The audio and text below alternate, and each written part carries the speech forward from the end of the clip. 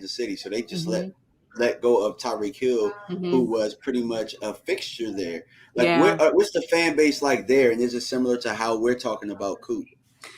Okay, so let's just narrow down a few things. Okay, Cowboys Nation all day. It's no secret. I'm a Cowboys fan. Everybody in the Kansas City Metro knows this.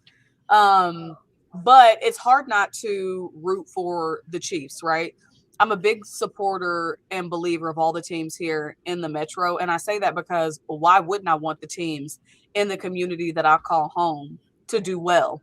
The only time I root against the Chiefs very loudly is when they're playing the Cowboys. Thankfully, that only happens once every 4 seasons. But when it comes to losing Tyreek Hill here, I almost equate it to imagine if the Cowboys in 94 got rid of Michael Irvin, or they couldn't come to terms on a contract, right?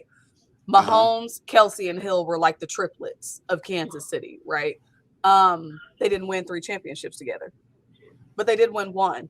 And I think for a city that was so desperate to have like that energy and electricity and success on the field, I think 15 was the piece that they needed in Patrick Mahomes. And then you have a Hall of Famer in Travis Kelsey at tight end. And then you bring in somebody who is as explosive and electric as Tyreek Hill. People can say what they want to about him.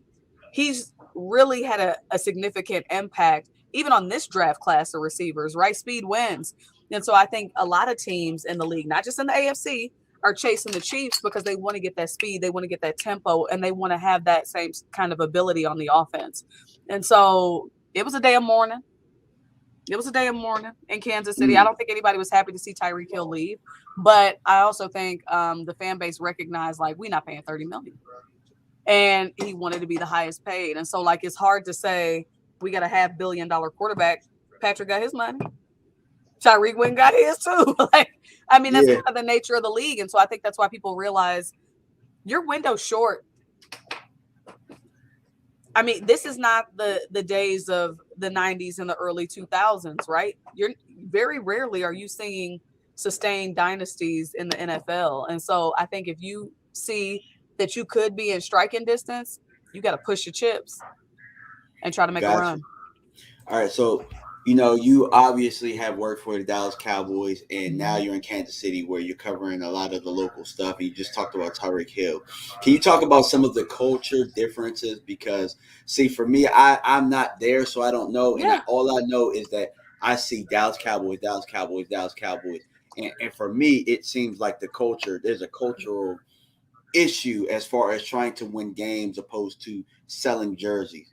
What's it like there, and what's the differences? That totally different. Okay, so again, Cowboys Nation. Do you know I had like almost like it was like a religious experience my first time at Arrowhead, and not in a good way.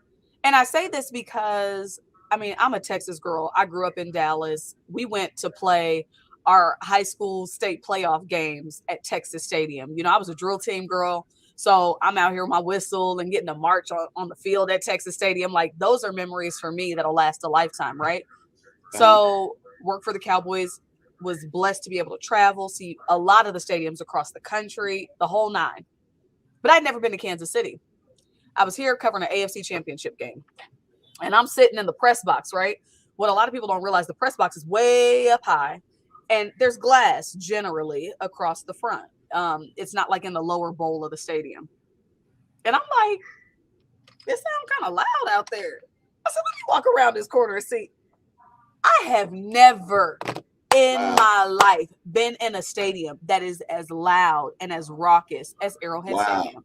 And like, I tell you, as somebody who loves, I'm going to the draft in Vegas next week. And I'm out there too. Yeah, we gotta link up. Yeah, well, I'm super excited, right, to see like the new stadium and all the vibes and all that. I was hoping the Chiefs were going to make the Super Bowl again so we could go to LA and all that.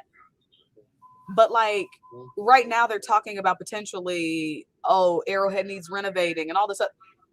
Arrowhead is special, dog. Like, and I tell you this as somebody who, I just have the utmost respect for Chiefs fans. We're complaining about our 25, 26, 27 year drought, and we have every freaking right to do that because I feel like the ownership and the team needs to do some things differently.